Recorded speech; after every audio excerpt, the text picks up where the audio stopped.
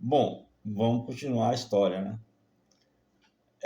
Quando eu saí do programa, né, que todo mundo já começou a me chamar de Pinto e tudo mais, eu passei a ter um convívio maior com a família Maia, né? Então, eu passei aí frequentemente na Gráfica Santa Maria, no Uruguai, e conversava muito com o Jorge, né? Jorge foi, né, que tá no nosso plano superior, foi um amigo e irmão que eu fiz nessa luta, né, com o Esporte Clube Bahia. E eu fiquei muito feliz de ter sido ele a pessoa que fez a assinatura, que conseguiu a intervenção do Esporte Clube Bahia. Tentei muitas vezes, né, mas foi com ele, com a assinatura dele, nada mais justo, sabe, de ter sido ele o que assinou e conseguiu a intervenção do Esporte Clube Bahia. Mas eu chego lá. Então eu comecei a conversar muito com o Jorge e eu tinha comprado um aparelho celular e eu falei assim, pô, preciso ter facilidade de me comunicar e eu comprei um aparelho celular. Isso na década de 90 ainda, né? E eu lembro que Jorge falava comigo, ô Pinto, não vai, não vai dar certo, esse pessoal aí não vai de jeito nenhum, não se misture, sabe? Não. Ele falava assim, você vai se chafurnar na lama do Esporte Clube Bahia. Aí eu falei assim com ele, Jorge, chamava ele Jorjão. Jorjão, se a gente não tiver contato com essas pessoas, nós vamos ser sempre fracos. Porque é uma forma de você mostrar para essas pessoas que a gente tem uma determinação, que a gente está buscando um objetivo. Então, eu vou procurar sim, né? Vou procurar sim essas pessoas. E eu comecei pelo que ainda vivo, né? Que era o mais representativo presidente do Esporte Clube Bahia, que foi Osório Vilas Boas. Eu fui na casa de Osório, que era ali no Rio Vermelho, né? Rio Vermelho. Entre Federação e Rio Vermelho. E cheguei na casa de Osório. Eu lembro que Dona Lúcia me atendeu e falou assim: não, vem outro dia, porque Osório tá adoentado. E Osório, né, ouviu Dona Lúcia falar isso para mim. Aí perguntou, Lúcia, quem é? Aí Dona Lúcia falou assim, é um torcedor aqui do Bahia que quer falar com você, mas eu pedi para ele vir outro dia. Aí ele, mande ele entrar. E eu entrei na casa de Osório. Dona Lúcia me levou até o quarto. Osório tomando nebulização. Tinha um cilindro de oxigênio do lado. Ele com os tubos, né, na parte do nariz, né, tomava a nebulização já com oxigênio. De pijama, um semblante forte, mas envelhecido. E eu sentei, ele estava numa poltrona, e eu sentei na beirada da cama do quarto de Osório, e ele perguntou, né, o que é que eu gostaria. Aí eu disse a ele, né, que eu tinha feito um manifesto para em busca de eleições no Esporte Clube Bahia, eleições diretas. E eu sabia que ele era um grande presidente do Bahia na época dele. E eu gostaria que ele apoiasse, né, essa luta, que ele apoiasse que o Bahia tivesse eleições diretas. E nessa conversa, Osório me contou, olha, foi um dia que eu tive com o Osório na casa dele, mas eu nunca tinha aprendido tanto sobre o Bahia na minha vida como eu aprendi naquela noite. Foram umas 2 horas, mais ou menos, ou 3 horas de conversa. E Osório me contando toda a história da vida dele com o Esporte Clube Bahia. Claro, né? Ele contando a parte que, como todos nós, né, cometemos erros, mas a gente não vai contar todos os nossos erros, né? É natural isso. Mas muita verdade, sabe? Eu percebi muita verdade nos olhos de Osório. E ele contando a história para mim, dizendo que no começo, quando ele era presidente do Bahia, o Bahia não era a maior torcida da Bahia, né? Não era. E ele, quando a Fonte Nova foi construída, que tinha só o primeiro andar da Fonte Nova, ele começou a levar nas docas, ele era delegado, né? Ele começou a levar nas docas ingressos para os estivadores levarem os filhos dele. Toma aqui, você tem quantos filhos? Tenho 4 filhos. Toma aqui 5 ingressos, vá você e seus filhos para o jogo do Bahia. E ele fazia isso, ele levava vários ingressos, assim, dava vários ingressos para os torcedores das docas, principalmente nas docas, né? Na Cidade Baixa, para irem para os jogos do Bahia. E o Bahia começou a ter uma torcida, começou as pessoas indo para a Fonte Nova para torcer pelo Bahia.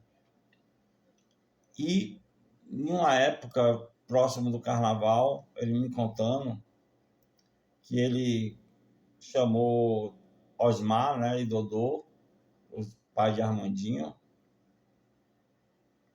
o Dodô, né?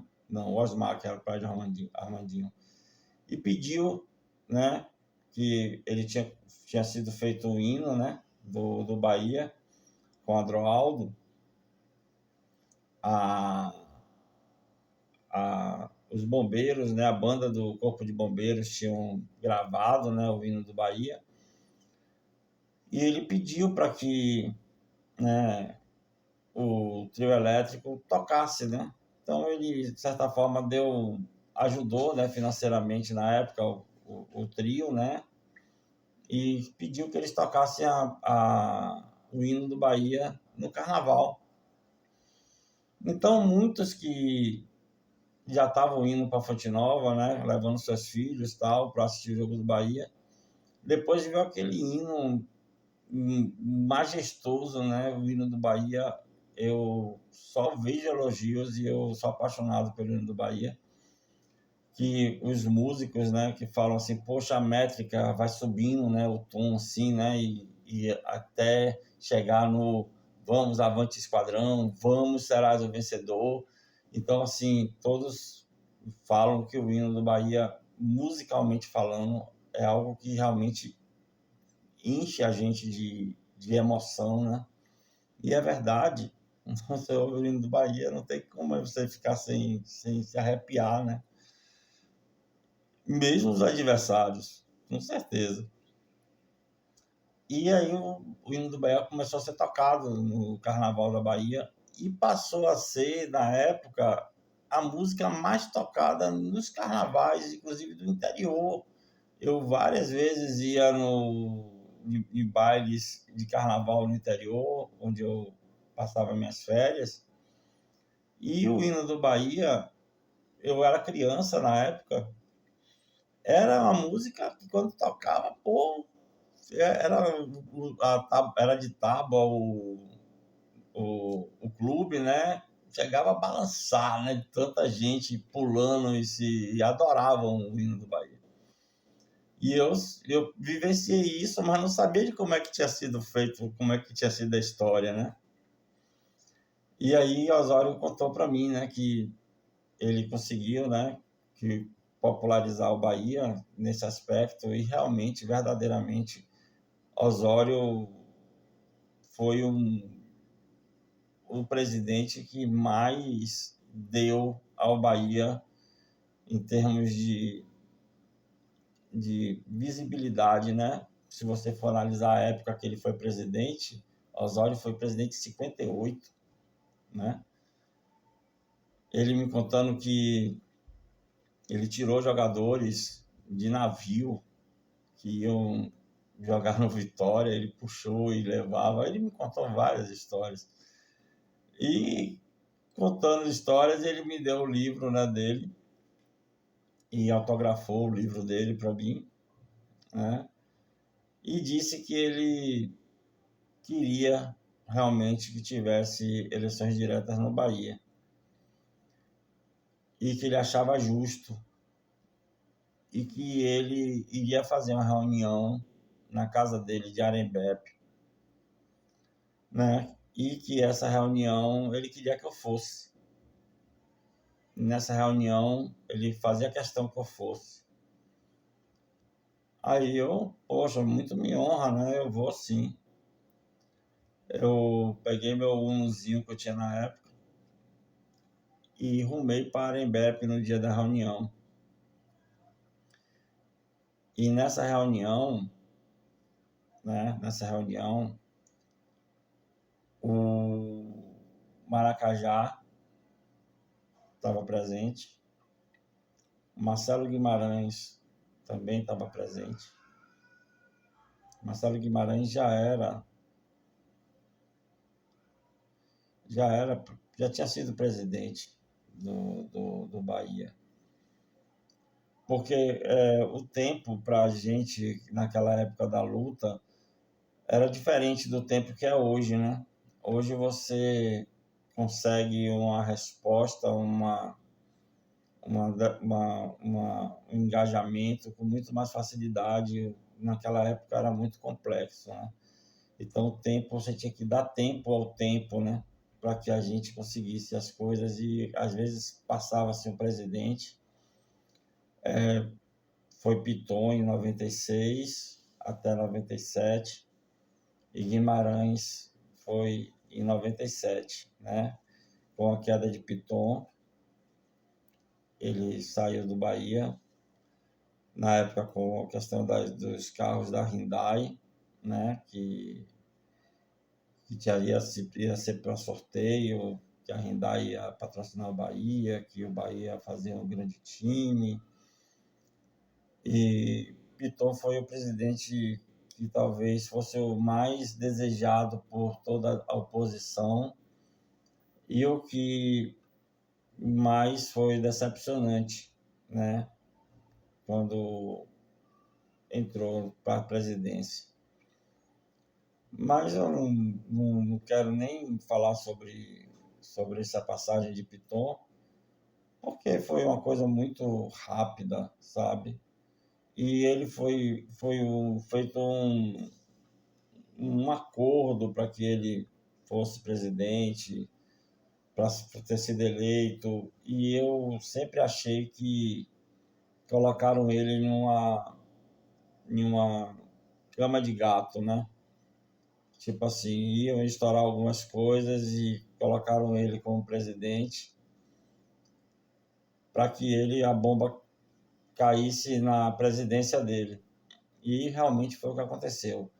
Ele foi um pouco ingênuo e pela a vaidade, né, de querer ser presidente do Bahia.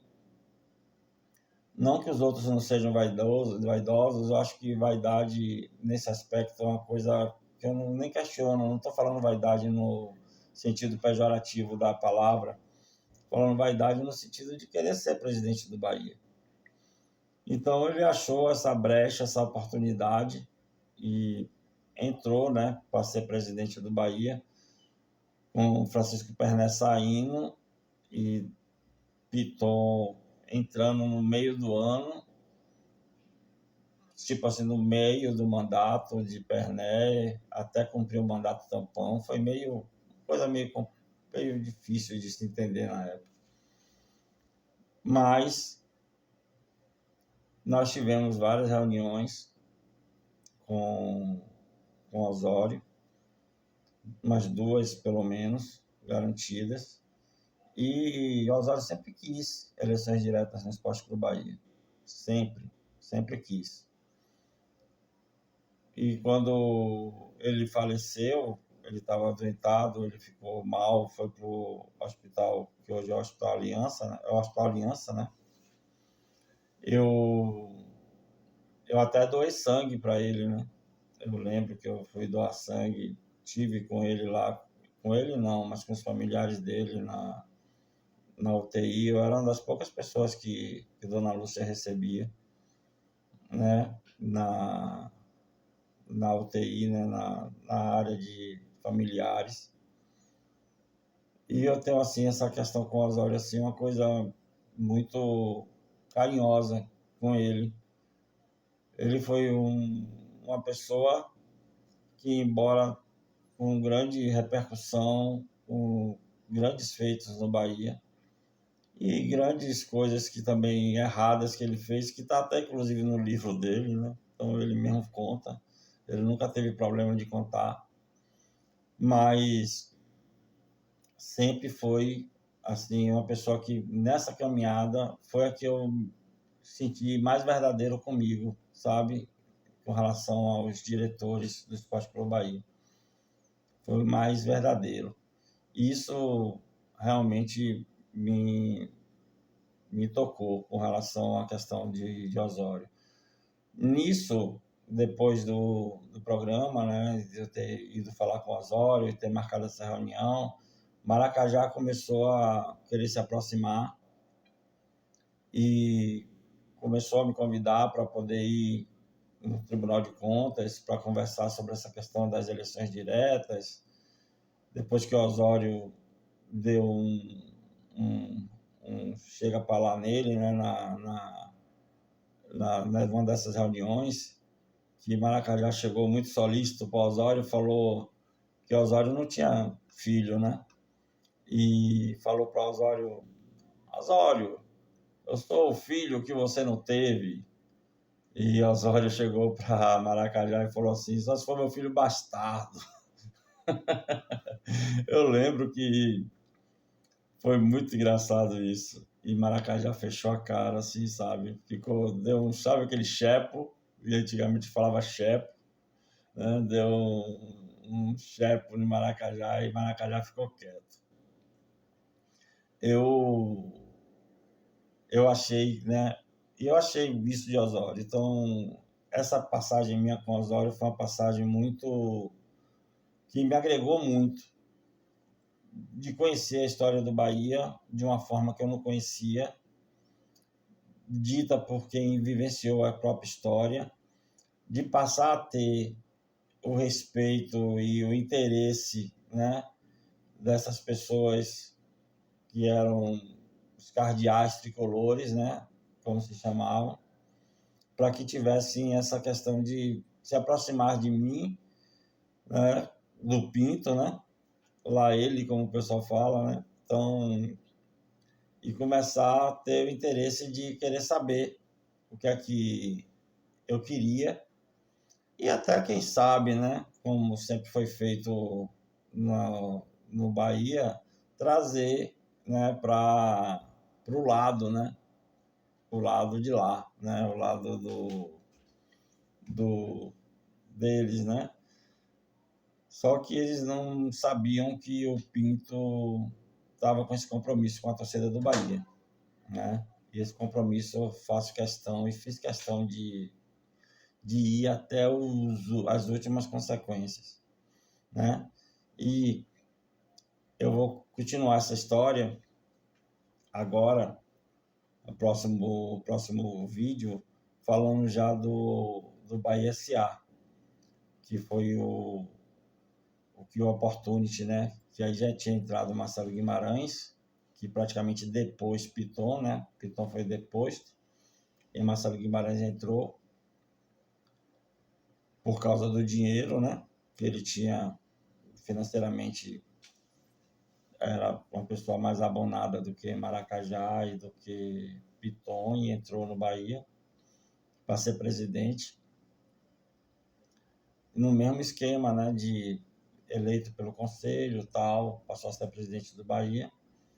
E aí começou a questão de nos dar mais armas, né? Porque aí surgiu primeiro Bahia SA, né? Com Opportunity, só que eles não tinham noção de que tudo que eles faziam estava na junta comercial. E aí foi onde eu comecei a pegar pesado com o Esporte Clube Bahia, com esse pessoal, e aí começou a ruir, né? A ditadura do Esporte Clube Bahia. Mas eu vou te contar no próximo vídeo.